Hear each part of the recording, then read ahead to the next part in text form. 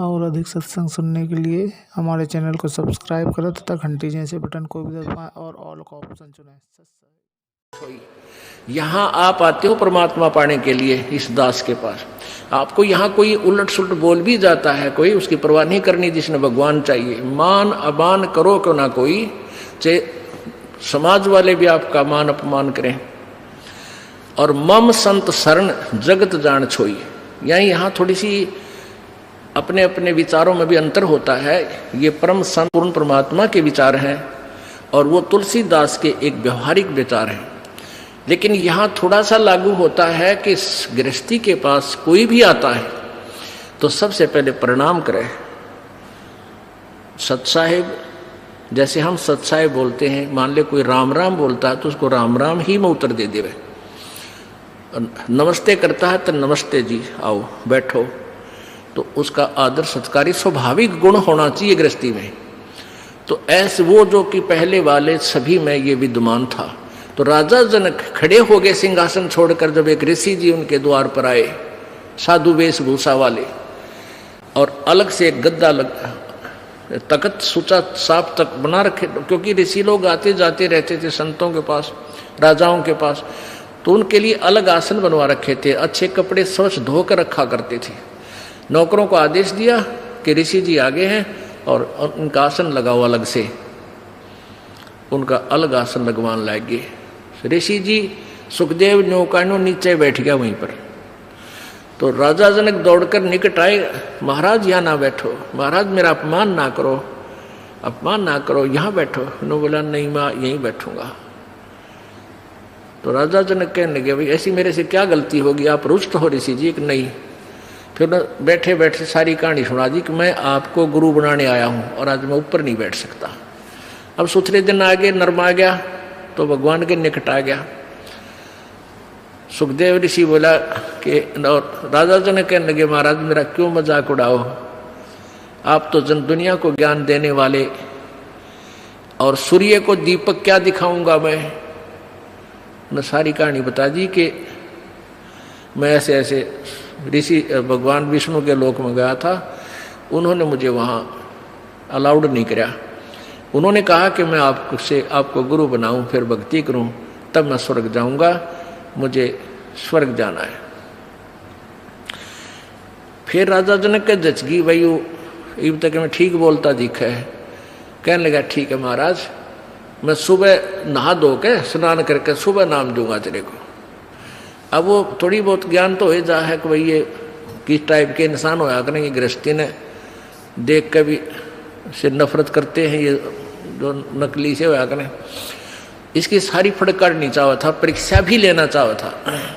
उसने अलग से एक मकान में उनकी रहने की व्यवस्था करवा दी और वहाँ एक लड़की की, एक युवा लड़की की ड्यूटी लगा दी कि आप इनकी केयर टेक करो, अतिथि आए हैं, खाना खिलाओ, कपड़े बिछाओ इनके, और कोई असुविधा ना रहे, रात को भी इनके पास। सारी तो उसको ट्रेनिंग दे दी थी लड़की को राजा जनक ने। अब सुखदेव ऋषि अपना आसन पर लेट गया, खाट पे चारपाई पे जो तख्त लगा रखा था। वो लड़की रात्रि के समय जाकर के उसके तख्त पर बैठ गई। सुखदेव ऋषि ने पैर पीछे को कर लिए, वो और निकट आ गई।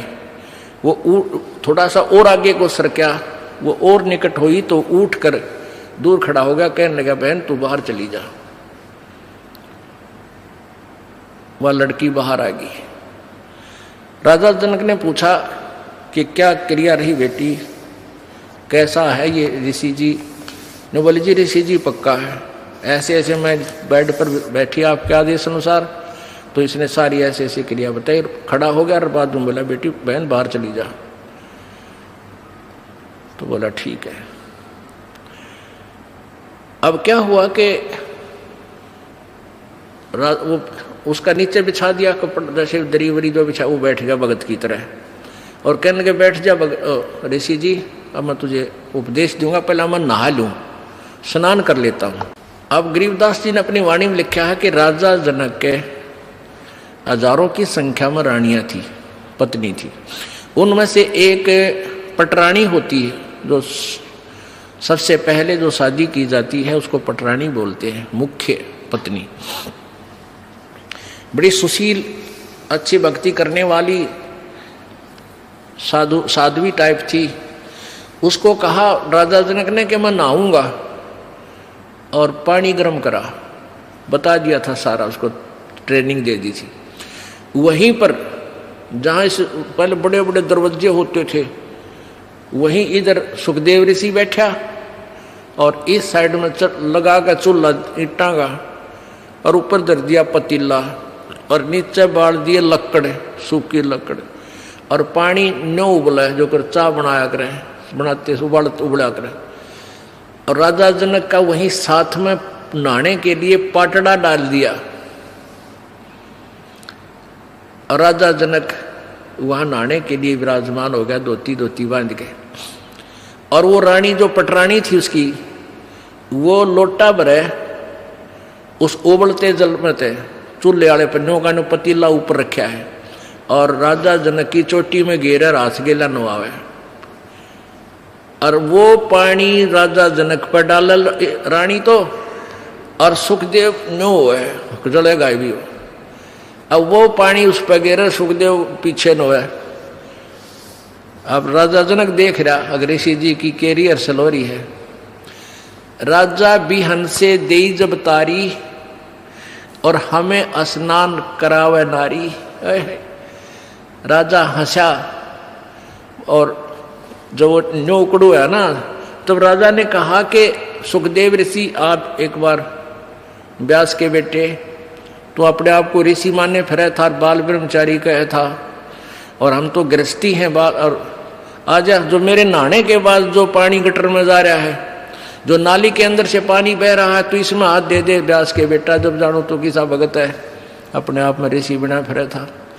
वो निकट आया, नो बोला मैं ना दूं, मेरी तो सारी उंगली जल जाए, इतना गर्म है यो। मैं इस नहाने के बाद जो जल जाता है वो 50% कम हो जाता है गर्म, और उसके बाद भी नो कहे मैं ना दूं, मैं सारा जल जाऊं, दूर बैठ गया जाके। तब राजा भी हंसा, जोर ताशा, और ताली बजाई, नो हथेली पीटी, और हमें स्नान करावे नारी। अरे तू इतनी दूर तो जलन हो रहा, नवावे जिसने तू एक हे मान रहा था अपनी दृष्टि में, औरत तो देखनी भी नहीं, शकल भी नहीं देखनी, अरे या तेरे से अच्छी भक्ति करे, इसके हाथ भी ना जलते। और ऐसा योग कमाया पूता बेटा, यो के इतना भक्ति करी, के साधना की, और क्या हुआ जो इंद्री धूता। अरे इस क्या हो गया, तन इंद्रियों को काबू करने की चेष्टा कर रही है, खच्चम खच्चा हो रहा। इंद्री कर्म लगाओ किसके, जैसे जिव्या लेप नहीं मधुरस के। नालायकी इस इंद्रियां का के दोष है भाई, इन तू रोके बैठा। अब जीभ के शहद लगा दे, 1 सेकंड में टेस्ट करके नीचे न कर देगी, जीभ का निशान भी ना पाओ मत होगा। तो इंद्रियां का कर्म नहीं लगे, तेरे मन के कर्म लगेंगे, और मन में दोष आए बिना रह नहीं सकता बेटा, ते तो कितनी बात बना दे। या वो भी जान गया भाई मन तो दुष्ट है, तो 1 मिनट में करा के बूंदी सोच जा, फिर सेकंड में कुछ और सोच ले। तो कहते हैं इंद्री कर्म लगाओगे किसके, जिव्या लेप नहीं बदुरस के। काफी ज्ञान दिया, फिर समझाया उसको। फिर क्या बताया कि रात्रि के समय ये लड़की तेरे बेड पर बैठी, और तेरी क्या स्थिति थी, क्यों डर गया, या कोई खावा थी तेरे को, तेरे में ज्ञान नहीं, विवेक नहीं, अगर तू आत्म तत्व में भी नहीं है, परमात्मा के निकट कहाँ, तो बहुत देर की बात है। योगी पुरुष आत्म तत्व में आ जाते हैं, स्त्री और पुरुष की आत्मा में उन्हें भिन्नता नजर नहीं आती। अगर तू थोड़ा बहुत आत्म तत्व में भी आ रहा होता, तो भी तेरे अंदर ये शुक्र पैदा ना होती, और बैठ जाता, कहता जा बेटी बैठ, आओ भाई बैठो, बात परमात्मा की चर्चा शुरू करता, उसको ज्ञान सुनाने लग जाता। आप पे दोष खत्म था, तेरे अंदर दोष था, इसलिए तू सुकड़ा इसता। एक बार सांग देखने चले गए 2 जने, एक तो पहले जाता था, एक पहली बार गया था, और वो लड़के उस समय लड़कियों का ही रोल बना के और मेल फीमेल का रोल करा करते हैं। तो नाच रहे थे, कोई गा रहा था, अच्छे सुसज्जित कपड़े, मेकअप कर रखी थी।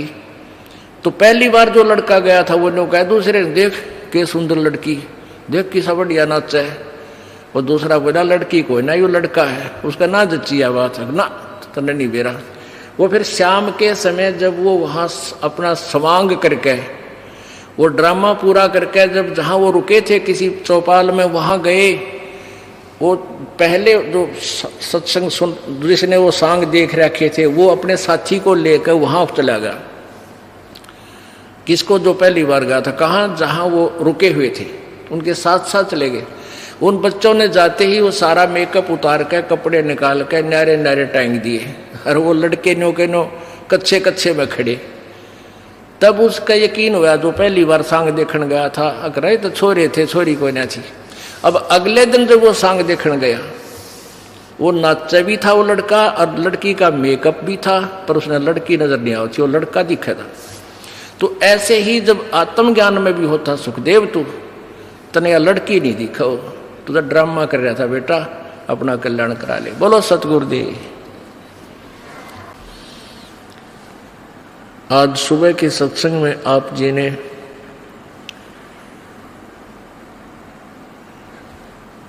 सुना था कि गुरु बिन माला फेरते, गुरु बिन देते दान, गुरु बिन दोनों निष्फल हैं, चाहे पूछो वेद पुराण। आज सुबह के सत्संग का विषय था कि आप इस लोक के रहने वाले नहीं हैं, हम सभी सतलोक से आई हुई वो पुण्यात्मा हैं जो सदा सुखी रहा करते थे, और हम काल के जाल में फंस के अपने पैर पे आप कवाड़ा मार के हम यहाँ दुखी हो रहे हैं। अब हमने अपने सतलोक जाना है। जब तक हम सत्यलोक नहीं पहुंचेंगे तब तक ये कष्ट पे कष्ट हमें झेलने ही पड़ेंगे, क्योंकि यहाँ का विधान है जैसे कर्म प्राणी करता है उसको वैसा ही फल मिलेगा। यहाँ के विधान अनुसार पुण्य भी आपको भोगने हैं और पाप भी आपको ही भोगने होंगे, इसमें कोई परिवर्तन नहीं हो सकता। इसमें परिवर्तन कर सकते हैं पूर्ण ब्रह्म परमेश्वर, पूर्ण ब्रह्म वो कबीर परमेश्वर। उसकी विधि, उसकी पूजा की विधि जैसे वो प्रभु लाभ दे, वो किसी के पास नहीं है, केवल परमेश्वर ने आकर के ही बताई। और चंद पुण्यात्माओं ने परमात्मा का साक्षात्कार किया, और परमेश्वर कबीर जी द्वारा बताई गई भक्ति विधि से अपनी भक्ति साधना की और सत्यलोक चले गए। उनमें से कौन कौन है? आदरणीय धर्मदास साहिब जी, आदरणीय मलुकदास साहिब जी, आदरणीय दादू साहिब जी, आदरणीय नानक साहिब जी, आदरणीय घीसा दास साहिब जी, आदरणीय गरीबदास साहिब जी।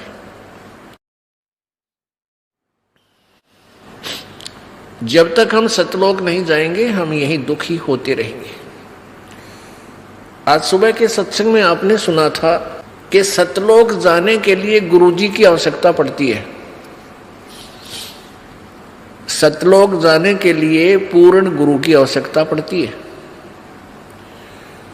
अब जैसे किसी ने विष्णु जी की साधना करनी है तो उसके सत्र का भी वो गुरु हो, अन्य किसी से उपदेश लेकर या अपने आप साधना करने से परमात्मा प्राप्ति नहीं हो सकती। किसी भी इष्ट की अप्राप्ति यानी उससे मिलने वाला लाभ, परमात्मा की प्राप्ति का तात्पर्य होता है उससे मिलने वाला लाभ। वैसे परमात्मा साक्षात भी प्राप्त होता है। अब जैसे हमने गाय लेनी है, भैंस लेनी है, तो भैंस या गाय जो दूध वाली है उसका प्राप्ति का क्या कारण है, क्या तात्पर्य है कि गाय मिले तो उससे मिलने वाला लाभ हमें मिला, दूध मिला, घी मिला, दही मिली, मक्खन मिला, और गाय साक्षात भी है। तो ऐसे ही परमात्मा प्रभु की प्राप्ति का तात्पर्य है उसे मिलने वाला लाभ हमें प्राप्त हो। अब सुबह के सत्संग में चल रहा था कि जो जहाँ का उपासक है, जो भी साधना करता है, वो अपनी साधना को कंप्लीट और श्रेष्ठ मान रहा है। गीता जी अध्याय नंबर 4 के श्लोक 25 से लेकर 30 तक यही विवरण दिया है कि कोई तो देवताओं की पूजा में व्यस्त है, मग्न है, और कोई तीर्थ व्रत आदि उपासनाएं करता है, और कोई योगासन ही करता है, कोई केवल कठिन व्रत ही करता है, कोई योग अभ्यास करता है, कोई प्राण अपान की गति से ही कुछ सिद्धियां प्राप्त कर लेता है। ऐसे साधनाएं करते हैं और सभी अपनी अपनी साधनाओं को पाप नाशक जानकर करते हैं। उन साधनाओं को पाप नाशक जानते हैं। पाप नाशक मीन मोक्ष प्राप्ति का, क्योंकि पाप नाश हुए बिना हम परमात्मा प्राप्ति नहीं कर सकते। लेकिन गीता जी अध्याय नंबर 4 के श्लोक 32 में कहा है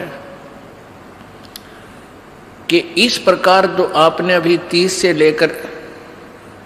लेकर 30 श्लोक में सुना, इस प्रकार के बहुत से विस्तार से यज्ञ अनुष्ठान तत्व ज्ञान उस पूर्ण परमात्मा सच्चिदानंद घन की वाणी में विस्तार से कहे गए हैं, उनको सुनो। उनके लिए कहाँ जाना है? चौथे अध्याय के 34वें श्लोक में कहा है कि उस तत्व ज्ञान को सुनने के लिए उस तत्वदर्शी संतों के पास जाओ, उनको दंडवत प्रणाम करो और निष्कपट भाव से सरलता पूर्वक उनसे वो ज्ञान पूछो। तब वो तत्वदर्शी संत तुझे उस परमेश्वर के बारे में, परमात्म तत्व के बारे में ज्ञान कराएंगे। इससे ये सिद्ध हुआ कि गीता ज्ञान दाता अपने से किसी अन्य परमेश्वर के विषय में जानकारी लेने के लिए कह रहा है और स्वयं उस जानकारी से अपरिचित है। इससे सिद्ध है गीता जी का ज्ञान इनकम्प्लीट है, लेकिन रॉन्ग नहीं है। अब सुबह जैसे नित्यानंद जी महाराज का आपने शब्द सुना था, क्यों भूली घरे अपना ये ना देश तुम्हारे, पीछे फिर पछताओगे कर लो सोच विचार। अब नित्यानंद जी महाराज विष्णु जी के उपासक थे और वो भी ज्ञान का जो दृष्टिकोण रखते थे, अपने उस विष्णु लोक को ही पूर्ण मोक्षदायक धाम मानकर उसी को टारगेट बनाए हुए थे और वो अपने उस ज्ञान को, अपने उस साधना को मोक्षदायक मानते थे, तभी तो उसको कर रहे थे और तभी तो उनके ढोल के डंके पर वो आवाज लगा रहे थे। अब वो नित्यानंद जी कौन थे? नित्यानंद जी के गुरुजी कौन थे? संत गुमानी दास जी। और गुमानी दास जी दिल्ली में एक चरणदास जी महाराज हुए हैं। वो सुखदेव ऋषि के शिष्य हुए। सुखदेव ऋषि जी स्वर्ग से आए, विष्णु लोक से, और चरणदास जी को दिल्ली में मिले, उनको अपना शिष्य बनाया और स्वर्ग तक के ज्ञान से उसको परिपूर्ण किया। उस चरणदास जी महाराज की परंपरा में उनके ही ज्ञान के आधार से आगे चल के एक गुमानी दास जी संत हुए वो इस नित्यानंद महाराज के गुरुदेव थे। तो इससे सिद्ध हो गया कि ये कौन से कुएं का पानी है। ये स्वर्ग तक की साधना श्री नित्यानंद जी महाराज किया करते थे, संत नित्यानंद जी। तो और वो सुखदेव को कैसे ज्ञान प्राप्त हुआ आपको सुबह बताया। अब सुबह आपको बताया तो वही ज्ञान संत गरीबदास जी महाराज जी ने अपनी अमृतवाणी में लिखा है। और कैसे राजा जनक ने उस भोली आत्मा को समझाया। अब जैसे कि सुखदेव ऋषि जी को भगवान विष्णु ने भी ये कह दिया था कि आप जाइए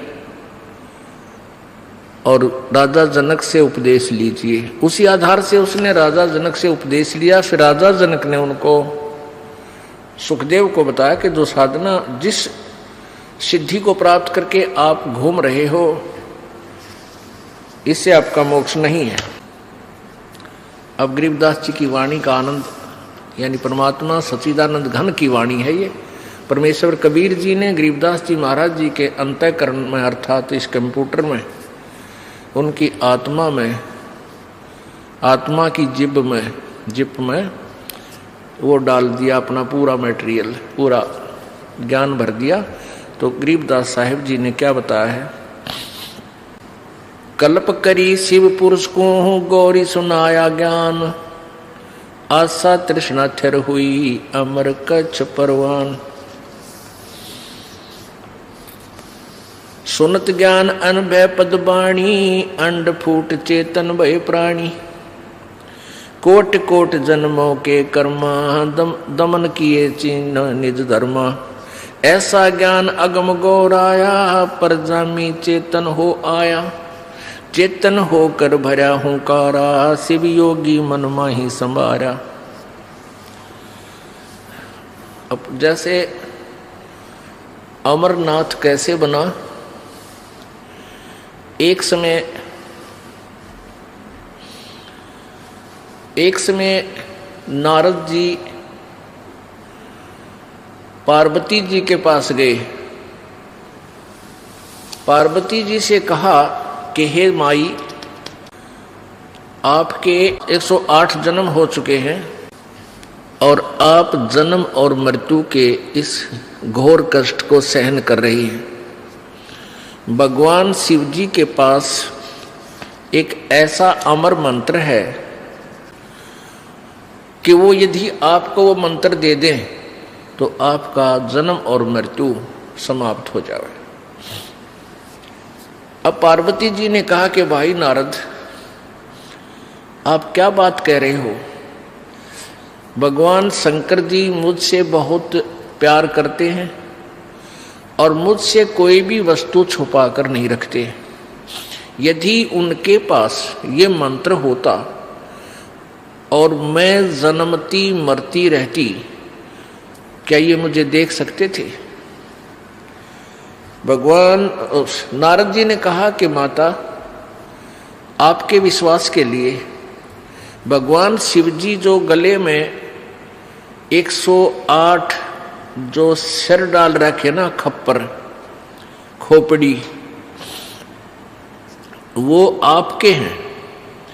आपसे इतना प्यार करता है ये, आपकी मृत्यु के बाद भी आपकी इस निशानी को वो साथ रखता है। लेकिन मंत्र आपको नहीं दे रहा, ये मुझे नहीं मालूम, ये वही बताएंगे। पार्वती एकदम थर्रागी, सारी कांपगी कि सचमुच जो वो शीश, वो गले में उन्होंने जो ये खोपड़ी की माला पहन रखी, वो सचमुच मेरे हैं। कहा माता, आपके हैं। और नारद कभी झूठ नहीं बोला करता। बोला भाई बात तो तेरी ठीक है ऋषि जी। अब नारद जी तो लगा के इंजेक्शन निकल गए। अब पार्वती के बेचैनी होगी कि भी नारद जी ने हमसे क्या लेना देना था झूठ बोल के, और भगवान शंकर जी मुझे मंत्र नहीं दे रहे, ये क्या कारण है, समझ में नहीं आई। भगवान शिव जी सामने घर पर आए और पहले तो पति पत्नी का व्यवहार आपको मालूम है जैसा होता है। ये भले ही परम आत्मा है, यानी श्रेष्ठ आत्मा है, लेकिन है ये भी जीव ही। इनके अंदर भी वही गुण और अवगुण है जो आप जी में है, लेकिन आप जी में हमसे वो उत्तम गुण अधिक है, दुर्गुण भी थोड़े से कम है, पर हैं अवश्य। तो पहले तो पार्वती नखरे कराया करती, जब वो घर पाते ईब तक कहाँ थे आपने हमारा जानने को नहीं, यानी जिस तरह की ये व्यवहार बातें होती है, कभी आकड़ जाती। अब उस दिन जब आए भगवान शंकर जी और चरणों में गिर गई। अब जब भगवान शंकर जी आए, आते ही चरणों में लौट गई, चरण पकड़कर रोने लगी। तो शंकर भगवान ने सोचा आज यह उल्टी गंगा कैसे चढ़गी, कमाल हो गया भाई, आज ये मेरे चरणों को कैसे पकड़ रही है। तो उसने सोचा किसी ने कुछ 19-21 कह तो नहीं दिया किसी यहाँ के देवता ने। तो पूछा क्या कारण है, किसने कुछ कहा है तो मुझे बताओ। अब वो रोती रोती कह रही है कि भगवान अवश्य मुझ दासी से कोई भूल बनी है, मैं अवश्य मुझ में कोई त्रुटि रही होगी, आपने मुझसे एक अनमोल वस्तु छुपा रखी है। अब शंकर भगवान तो सोच भी नहीं सकते थे कि इसकी बुद्धि वहां तक पहुंचेगी। ये तो गहने और जेवरात तक उलझी थी, बताई आभूषणों की डिमांड किया करती थी, और आज ये क्या। तो उसने सोचा कोई पैरे देख ली होगी बढ़िया आभूषण, तो उसने सोचा या कोई और डिमांड करती होगी। तो पार्वती ने कहा आपने मुझसे कोई अनमोल वस्तु छुपा रखी है, हे भगवान ये आपके गले में ये मेरे ही शीश हैं क्या। अब शंकर भगवान बोला कि कौन आया था आज अपने, मैंने साची बता। तो पार्वती बोली नारद जी आए थे। तो जान गए भगवान शंकर के ला गया पतंगा कर गया काम, आज ये घर में लड़ाई करवा गए। और वह जो ज्ञान है जो मंत्र है वो भी कह गया होगा, अवश्य बताया गया होगा, और वो मैं बता नहीं सकूंगा जब तक इसके हृदय में सीध नहीं होगी, सच्चाई नहीं होगी। फिर भी पूछा कि और क्या बात है बताइए।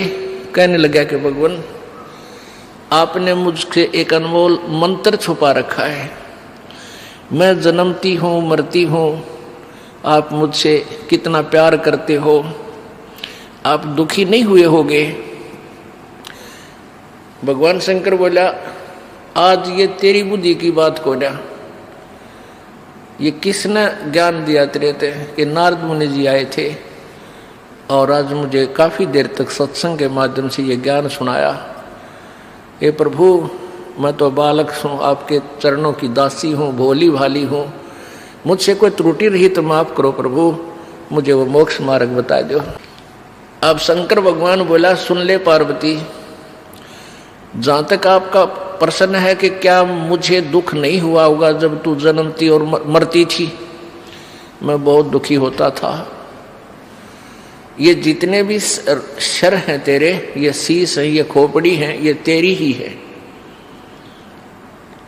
और तू मरती थी मुझे असीम पीड़ा होती थी, और तेरी याद रखने के लिए वो खोपड़ी में अपने गले में डाल लेता था, सीने के लगा कर रखता था, लेकिन मैं मंत्र तुझे नहीं दे सका। पार्वती ने कहा प्रभु क्या कारण रहा?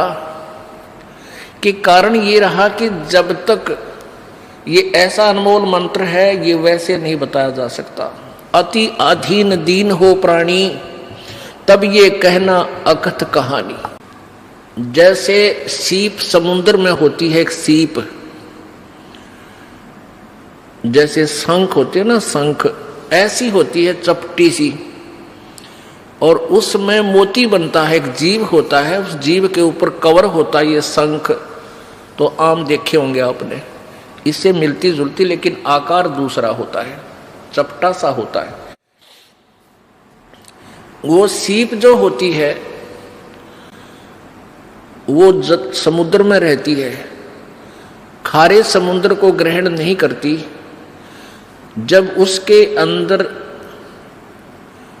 उसकी इच्छा होती है मोती बनाने की सीप के अंदर, तो समुद्र के ऊपरी सतह पर आती है, उसमें मुंह खोल लेती है ऊपर, और ऊपर से जब आसमान से वर्षा हो रही होती है उसमें से एक बूंद वर्षा की ग्रहण करके मुंह बंद कर लेती है, और फिर उसमें वो मोती बन जाता है। और सीप का मुंह खुला ना हो, सीप का मुंह बंद हो, और वो ऊपरी सतह पर हो, चाहे पूरा सावन बरस जा, कितना ही वर्षा हो ले, वो उसमें मोती नहीं बन सकते, क्योंकि वो वस्तु अंदर नहीं जा सकी।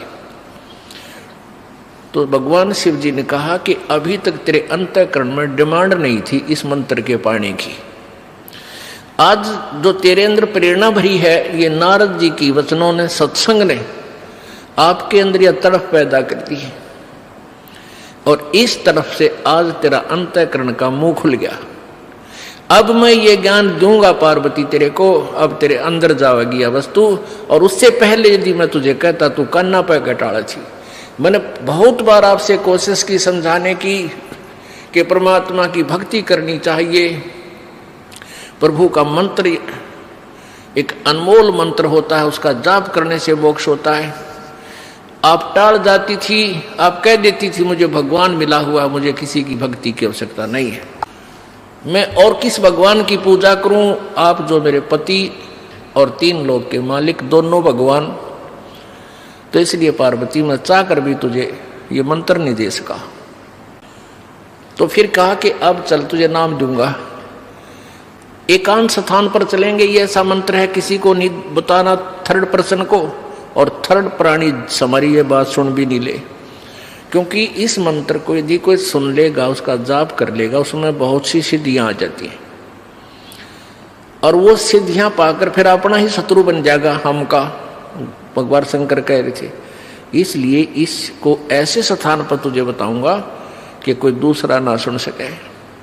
जहां पर ये अमरनाथ बना हुआ है, वहां जाकर के भगवान शंकर जी ने एक सूखा वृक्ष देखा, सूखा वृक्ष जिसके कति सूख जाकर पत्ते वत्ते नहीं हो के वो टहनी और तना खड़ा हो, उसके पास जाकर के और ऐसे 3 बार ताली बजाई, नो ऐसे दौड़, इतनी जबरदस्त आवाज हुई कि आसपास के कोई पक्षी भी था भूल भटक कर वहां पर सब उड़ गए, जीव जंतु दूर भाग गए। और वहां इसलिए बैठे थे, आसन लगाया था कि यहां कोई प्राणी भी आकर, कोई पक्षी बैठ भी जाओगा मेरी नजर पड़ जाएगी, और जहां पत्ते होंगे मैं नहीं देख सकूंगा। उसमें क्या था कि उसकी एक खोगर, एक बिल था उस वृक्ष के तने में, और उसमें तोते, मादा तोती ने अंडा दे रखा था, मादा तोते ने अंडे दे रखे थे। तो जो स्वस्थ अंडे थे वो तो भगवान शिव जी की ताली से और उनके वचन की कल्पना से कि यहाँ कोई अंडे भी हों वो भी स्वस्थ हो जा और पक्षी बनकर चले जा, ऐसा ही हो गया। उसमें एक अस्वस्थ अंडा था, वो नहीं स्वस्थ हो पाया उस भगवान की तारी से और उस कल्पना मात्र से। तो फिर भगवान शिव जी ने पार्वती से कथा सुनानी चाहिए, क्योंकि ये भगवान भी किसी और परमात्मा के विषय में जानकारी देना चाहते हैं और देते हैं। इनको भी पता है कि कोई और शक्ति है, लेकिन कंप्लीट ज्ञान इनको नहीं है। जैसा भी उनके ज्ञान था, लेकिन ये परमात्मा है, श्रेष्ठ आत्माएं हैं, पिछले जन्म के पुण्यकर्मी प्राणी हैं, तभी तो 3 लोक के ये प्रधान बने हुए हैं। अब जैसा शिव जी भगवान ने ज्ञान है वो पार्वती को बताना शुरू किया।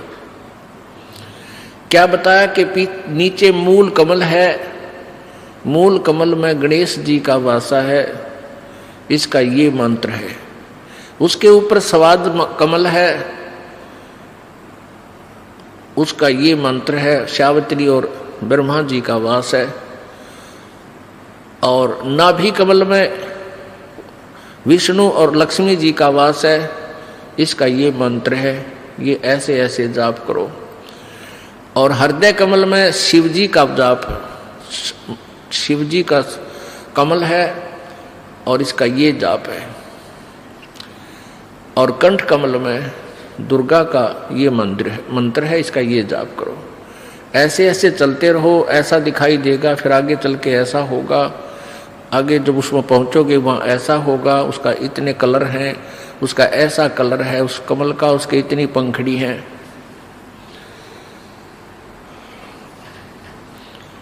अब पुण्यात्मा, यहाँ एक शंका आपके मन में आओगी कि शंकर भगवान और किसी शिव जी का कमल बता रहा है। यही ज्ञान बहुत देर से समझ में आओगा। अभी आप इतना ही सुनते रहो जैसा काम चलाओ सा, क्योंकि ये जो कमलों में रिफ्लेक्शन है ये इस काल भगवान का है, जो ये ब्रह्मा विष्णु शिव रूप में रहता है। इसलिए ये खुद कह रहा है कि इसमें शिव भगवान का कमल है, हृदय कमल, और कंठ कमल में ये दुर्गा है। तो ऐसे भगवान शिव जी बता रहे हैं, मंत्र भी बता रहे हैं। ये प्राथमिक मंत्र है। जिस भी संत या महंत भगत को यथार्थ ज्ञान प्राप्त हुआ है तो इस मंत्र से प्रारंभ हुआ है सभी का। ये मंत्र अवश्य जाप करने पड़े हैं। ये प्राथमिक मंत्र है और ये यहाँ का इनका फाइनल मंत्र है, ब्रह्मा विष्णु महेश तक का। जो ये 5 नाम हैं, जो आपको 7 नाम दिए जाते हैं, इनमें से बीच वाले जो 5 मंत्र हैं ये यहाँ के फर्स्ट एंड फाइनल सारे मंत्र। इनमें कोई एक जप है, कोई 2 का जाप करे है, कोई 3 का कर ले है। उनको कंप्लीट रेसो नहीं, कंप्लीट चूर्ण नहीं है उनके पास, यानी वो पूरी दवाई नहीं बना पाए। ये तो कबीर परमेश्वर जी ने आके हमें बताई कि ये सभी मंत्र इकट्ठे ही ऐसे जाप होंगे तब ये पूर्ण दवाई बनेगी। तो भगवान शंकर जी पार्वती जी को बता रहे हैं और पार्वती जी को बता रहे हैं एक मूल कमल, रीढ़ की हड्डी, बैकबोन के लास्ट एंड नीचे, उससे अंदर की तरफ 2 उंगल ऊपर भगवान गणेश जी का कमल है। उसकी 4 पंखड़ी हैं, उसका ऐसा रंग है, उसका ये मंत्र है। ये जाप कर पार्वती। दूसरा उससे 2 उंगल ऊपर स्वाद चक्र है, सावित्री ब्रह्मा का जाप है, स्थान है, वास है, और उसमें ये मंत्र जाप कर पार्वती ऐसे ऐसे। वो कहते हैं और उसको तुझे ऐसा कलर दिखाई देगा, इसमें ऐसे अक्षर लिखे होंगे इन पंखड़ियां पर। वो कहती हाँ जी हाँ जी, क्योंकि ये भी पुण्यात्मा पिछले जन्म जन्मांतर की अच्छी साधक थी पार्वती, इसलिए शीघ्र ही इसकी आत्मा अंदर की तरफ सुरती चली गई और वो अपना देख रही है। उधर से क्या हुआ कि पार्वती जब पहुंच चुकी इस कंठ कमल की तरफ, इससे आगे को जब चलने लगी वो अचेत हो गई। उसको ऊपर कुछ प्रकाश आदि नजर आने लगा तो बोलना बंद हो गया, क्योंकि अंदर बहुत ज्यादा नज़ारे हैं, बहुत ज्यादा आतिशबाजियां हैं। वह तो बोलना बंद होगी, आतिशबाजी देखने लगेगी। उधर से जो तोते का अंडा गंदा था वो स्वस्थ होकर उसमें से पक्षी बन गया, तोता बन गया, पर जामे आई, उसका पंख जामे आई उत्पन्न होगी। और फिर वो कहने लगा हूँ हूँ हूँ। अब शंकर भगवान ने सोचा ये कौन आ गया भाई, पार्वती तो बोल ही नहीं रही और किसने सुन लिया हमारा ज्ञान। तो देखा उसकी तरफ, वो तोता बोल रहा था। अब जान गया तोता भी कि इतना गड़ेगा। अब वो उड़ लिया, तोता उड़ गया, भगवान शिव जी पीछे पीछे, और तोता जाकर के व्यास जी की पत्नी के पास वो शरीर छोड़कर तोते और उसके गर्भ में पहुंच गया। जैसे आपको सुबह बताया था, जैसे प्रेत होते हैं, पितर होते हैं, जो पितर सतर्के होते हैं वो किसी भी के शरीर में प्रवेश कर जाते हैं और शांति पूर्वक बैठे रहते हैं। वो अच्छी आत्माएं हैं, किसी को सताना नहीं चाहती, वो शांत रहते हैं। और जो दुष्ट टाइप के व्यक्ति मरते हैं, खरपतवारी, खुरापाती, वह भूत बनते हैं। वो कुछ एक तो उनमें से एक आधा जो कुछ ठीक सी भक्ति रह जाती है, थोड़ी बहुत उनमें अंश, वो दूसरे वो तो फिर भी चुप रहते हैं। बाकी जो खुरापाती होते हैं वो स्वयं नहीं प्रवेश कर सकते किसी में। उनको ये अन्य जो जंतर मंत्र करने वाले होते हैं, ये अपने उस जंतर मंत्र के द्वारा किसी में प्रवेश कर देते हैं। वो तो फिर निचले टकन के हैं, कोई नहीं जिसमें बढ़ जाएंगे, वो गद्दम गद्दा की तो कुछ कर रहे हैं, कि तो कुछ कर रहे हैं, सुनो अचेत कर देंगे, कि तो नू नू करेंगे बैठ के। वो निकम्मे टाइप के भूत होते हैं, मर्द प्राणी। तो ऐसे वो उसके पेट में पहुंच गया, व्यास जी की पत्नी के पेट में। और व्यास जी की पत्नी भी बहुत पुण्यकर्मी प्राणी थे। अब उनको छेड़ना भी भगवान शिव जी के बस की बात नहीं थी। तो उससे जाकर कहा कि हे व्यास की पत्नी, आपके पेट में मेरे ज्ञान का चोर आया है और इसने ज्ञान सुन लिया और ये अमर हो गया, और इसने तू बाहर निकाल, मैं इसने गढ़ूंगा, इसको जान से मारूंगा। ये कहीं मनुष्य शरीर प्राप्त करके इस मंत्र का कहीं आगे ना ज्ञान करवा दे किसी को। ये बहुत गुप्त मंत्र है, ये हमारे लिए घातक सिद्ध हो सकता है। अब वो व्यास की पत्नी कहने लगी, व्यास जी आगे क्या है भगवान, कैसे आना हुआ, सारी कहानी बताई। तो व्यास जी ने कहा कि भगवान, एक तरफ तो आप कह रहे हो कि अमर हो गया और फिर नो को इसने मारूंगा। अमर को आप मारोगे कैसे, ये भोलेनाथ, अब यू कैसे मरेगा आपसे। शिव जी चला गया, भाई ठीक, बात तो तेरी भी ठीक है। अब ये प्रसंग सुनाते हैं, अब ये सच्चिदानंद घन की वाणी सुनाते हैं। शंखों देह धरी तन योनी, नो तत् के का बीज न भूनी, मोक्ष मुक्ति का लख्या न भेवा, बर में पुत्र व्यास सुख देवा। सतगुर मिला महादेव बंका, 84 की मिटी न शंका, 78 जन्म गौरी भरमाई, शिव को रुंड माला गल लाई। अर्ध शरीरी देवी गौरा, जिनका थीर भया ना भौरा, नारद मुनि उपदेश बखाना, गिरजा सुनो मोक्ष पद ज्ञाना। सुन हे देवी गौरा माई, 68 तीर्थ पर भी नाई, पिंड प्रदान किए कै बारी, खुली नहीं तेरी मुक्ति दुआरी। रुंडमाला शिव के गल माही, सो देवी तुम जानो नाही। रुंडमाला, इसने कहे, इसके ऊपर ये खोपड़ा बच जाता है, इसको रुंडमाला कहें, शीश। रुंडमाला शिव के गल माही, सो देवी तुम जानो नाही। तुमरा देवी रूप विशाला, शिव तो पैर रहे रुंडमाला, परले शंख असंको जाही, अमर कच्छ शिव कल के माही। अमर कच्छ शिव है अनुरागी, तुम देवी गौरी दिल त्यागी, मूल मंत्र नहीं नाम सुनाया, ताते कल्प होवे तेरी काया। अब नारद जी इंजेक्शन लान लाग रहा है कि तेरे को भगवान शिव जी ने दिल से त्याग रखा है और तेरे को ये मूल मंत्र नहीं बता रखा, उससे तेरा मोक्ष हो सकता है। महादेव देवन पति देवा, जाकी करी न गौरी सेवा। अब पार्वती जब ये कहने लगी कि हे नारद जी, ऐसा नहीं हो सकता कि भगवान शिव जी मुझसे कुछ छुपा के रखें, मैं नहीं मान सकती। तो नारद जी क्या कह रहे हैं कि अभी तक तो आपने भगवान शिव जी को एक पति रूप में डील किया है, आज उनको गुरु रूप में डील करना। क्या बताते हैं? शिव है मोक्ष मुक्ति, महादेव देवन पति देवा, जाकी करी न गौरी सेवा। अब ये जो ज्ञान बोला जा रहा है ये पुराणों से है।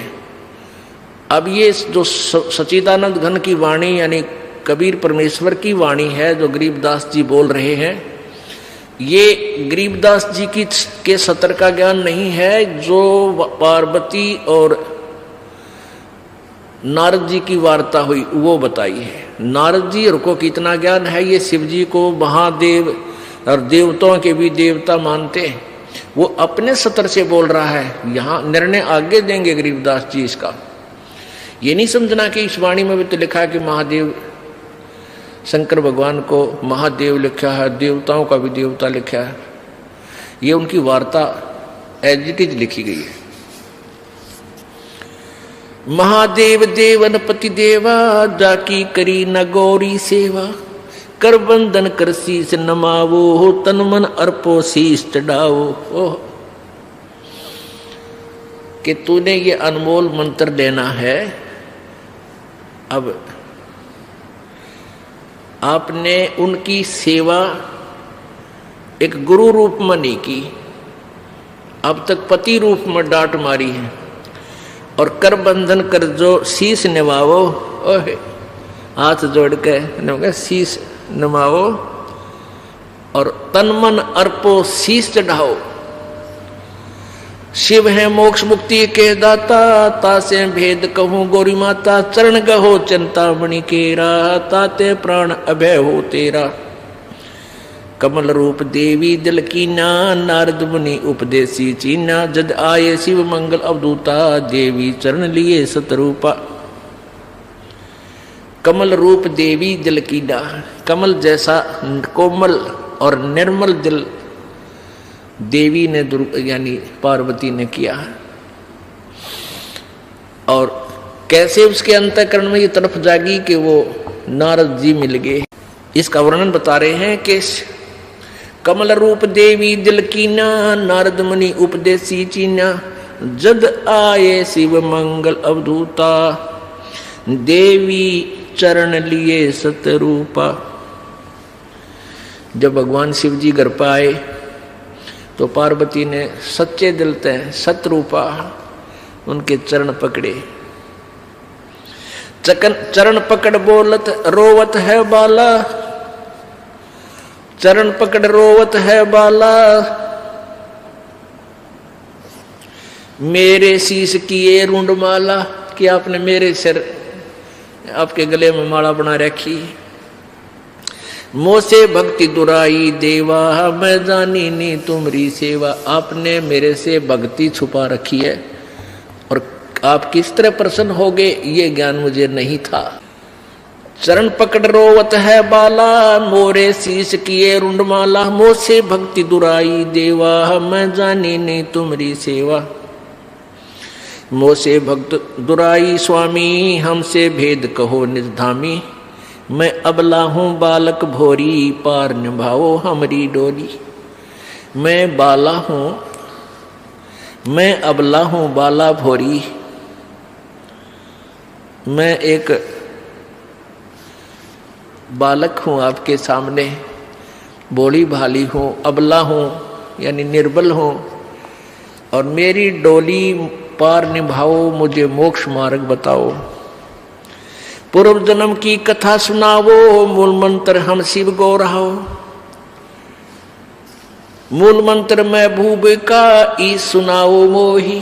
देखो निर्णय आ रहा है कि मूल मंत्र मैं भूब का, उस परम प्यारे परमात्मा सत्य पुरुष का वो मूल मंत्र मुझे हे भगवान सुनाओ, और जुगन जुगन का पातक कटे छूटते दिल द्रोह। मूल मंत्र मैं भूब का ई सुनाओ मोही, जुगन जुगन पातक कटे हैं छुटत है दिल द्रोही। भूल रही भवसागर हम ही, मोक्ष मुक्ति के दाता तुम ही, शीश पकड़ सुन देवी बाता को उपदेशी मिला विधाता। अब ये तो नहीं ज्ञान तुम्हारा, हम सुभेद कहो परवारा। गिरजा कह सुनो शिव स्वामी, तारण तरण आद घन नामी। नारद मुनि उपदेश संबोधम, दीना ज्ञान ध्यान प्रमोदम।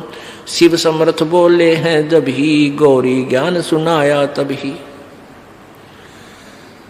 अब भगवान जब वो पार्वती जी भगवान शिव के चरणों में लेटी हुई थी, उसका सिर पकड़ के बैठाया कि बैठ, ये तेरे सतर का ज्ञान नहीं, नो बता आज कौन मिला ऐसा भगवान आत्मा जो तेरे अंदर यह प्रेरणा पैदा कर गया मालिक पाने वाली, जो मैं युगों से नहीं कर सका। तो क्या बताती है, क्या कहते हैं भगवान शिव, शीश पकड़ सुन देवी बाता को उपदेशी मिला विधाता। कि ऐसा कौन भगवान मिल गया, विधाता मिल गया, तेरे मन में फेर गया, तू तो क्यों करे भी ना सुन की थी मेरी बाता ने। शीश पकड़ सुन देवी बाता को उपदेशी मिला विधाता। ये तो नाही ज्ञान तुम्हारा, मोह से भेद कहो परवारा। कि तेरी बुद्धि का ज्ञान कोई नहीं जो आज तू बोल रही है। गिरजा कह सुनो शिव स्वामी, तारण तरण आद घर नामी। अब वो गिरजा बताती है कि कौन मिला। नारद मुनि उपदेश समोदम, दीना ज्ञान ध्यान प्रमोदम। कि नारद जी मिले थे। तो भगवान शिव जी कहे बुलाओ नारद जी का, आज तेरी बुद्धि तो पलट गई ना, कद्दे भी ना सुना थी बात ने। शिव शिव समर्थ बोलत है जबी, गौरी ज्ञान सुनाया तभी। कोट कल्प प्रलय जुग बीती, ज्ञान दान सभी परचीती। तुमरा मन नारद मुनि फेरा, सुनो ज्ञान तुम गौरी मेरा। बनखंड चलो गौरी दीवानी, पंछी सुने न हमारी बानी। के बनखंड में चलो, वहां को पक्षी भी हमारी बात ना सुन सके। जब शिव कर से लाई तारी, उड़ गए पंछी नर और नारी। जहां एक सूख्या तरवर ताक्या, शिव को आसन तावा रखा। जहां सूखा एक तरवर ताक्या, ताक्या कर ताकना अर्थ होता है बहुत चोर नजर से देखना। तकना कहते इसने तू तकना नहीं चाहिए, देखना जरूर चाहिए। जैसे कहते हैं भाई तू ऐसे इधर किसी घर की तरफ तके था, तकना एक चोर नीति नजर से और देखना एक स्वाभाविक नीति से। तो ऐसे चोर नजर से ताक्या देखा कि कौन सा स्थान हमें ठीक सूटेबल रहेगा जहां कोई पक्षी भी ना आ जाए। जहां एक सूखा तरवर ताक्या, शिव को आसन तावा रखा। जहां एक गंध अंड तिस माही, तिस जानत है समर्थ साईं। उसके अंदर एक गंदा अंडा पड़ा था उस खोखर में, उस वृक्ष की खोगड़ में। जुग असंकल्प भर माया, पूर्व जन्म कोई पिछला आया। अब तुम सुनो गौरी मेरा ज्ञाना, आसन मुख कर कूट ईशाना। आसन पदम लगावो गोरा, मेर दंड सूदा कर बोरा। अब देखो कहां तक बता रहे हैं कि वो गंदा अंडे वाली आत्मा जो सुखदेव बना, कहते उसका असंख्य जन्म का कोई पुण्य कर्म आगे आ गया और वो गंदे अंडे वाली आत्मा में वो जीवात्मा पड़ी थी। अब ऐसा संस्कार होता है जैसे कई जीवात्मा गर्भ में मर जाते हैं मां के पेट में, उनका ऐसा संस्कार था, वहां ही मरना था। ऐसे ही जब गंदा अंडा था तोते का, वो गंदे अंडे में वो जीव था। पहले अंडे में जीव था, वो गंदा अंडा हो गया, स्वस्थ नहीं हुआ, रोगी हो गया। अब फिर भी वो आत्मा उसके चिपक रही थी, उसको अपना मान के छोड़ती नहीं। जब तक कति नष्ट भ्रष्ट वो कति कंडम फोहा नीले रेत रात में ना मिले, तब तक उसका चिपकी रहती है। ऐसी वृत्ति हमारी काल ने बढ़ा रखी। अब ये फूल क्यों उठाते हैं, अस्थियां जो व्यक्ति मर जाता है, मृत्यु हो जाती है स्त्री पुरुष की, तो उसको जला देते हैं, स्वाहा करते हैं हिंदू रीति में, हिंदू समाज में। तो फिर उसके वो अस्थियां क्यों उठाते हैं? अब ये पहले जीव आत्मा जाता है तपस्या पे, मनुष्य शरीरधारी, वहां इसका बक्कल उतर ले है, इसमें से जो गंध है वो निकाल कर फिर यूं भेजा धर्मराज के पास। धर्मराज के पास इसका ऑटोमेटिक कैलकुलेशन पावर है, ये इतने कर्म किए, ये तेरा जीवन जा भागवा, तो ये प्रेत बन जाता है मान लीजिए। तो प्रेत बनते ही फिर सीधा इसको पटकते हैं नीचे, ये सीधा आता अपने घर ने, घर में इतनी लंबी कील गाड़े पावे, फिर यू बार बार फिर देखता है तेरे शरीर को कहाँ ले गए थे, शमशान घाट में। वहां पहुंचता है ये सूक्ष्म शरीर में, ये प्रेत आत्मा बनकर। तो वहां वो अपनी हड्डियों को अपनी मान के उनके चिपक जाता है, अकिया मेरी या मेरी, क्यों ताजा जला पावे, नारी पहचान हो सब उसकी तय, उसका चिपक जाए, ये है मेरा शरीर।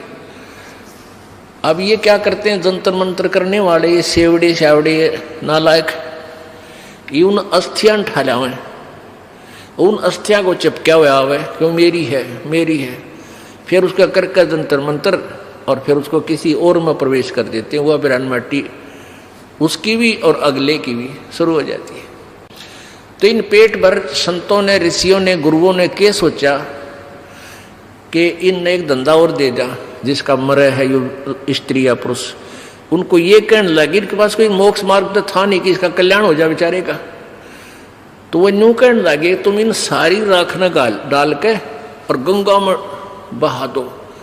अब गंगा में, दरिया में डालने पाछे वो कितना का कित जाएगा, उसका भूत ने बेरा पट्टा ना कौन सी तेरी थी, तो वो कहते यहाँ से चाल जाएगा।